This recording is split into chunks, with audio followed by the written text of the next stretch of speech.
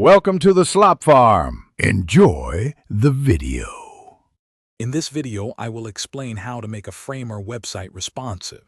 Creating a responsive website ensures your content looks great on any device, from large desktop monitors to small mobile phones.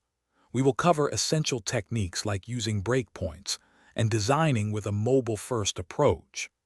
This foundational understanding will help you build flexible and user-friendly web experiences for everyone. Framer provides several default breakpoints, typically at 1200 pixels, 810 pixels, and 390 pixels, to help you manage different screen sizes.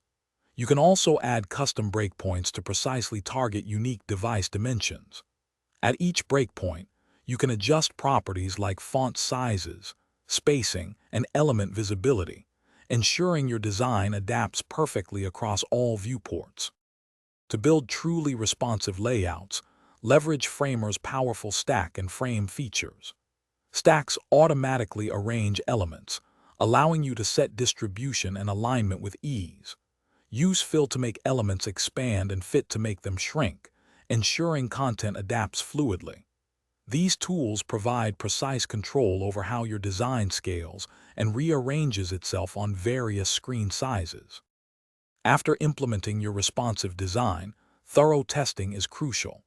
Use Framer's built-in preview mode to simulate different device sizes, from desktop to mobile. Pay close attention to how content flows, ensuring text remains readable and images are correctly scaled.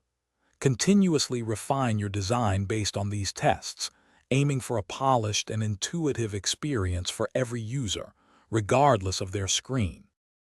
Thanks for watching. Consider subscribing if we helped you today.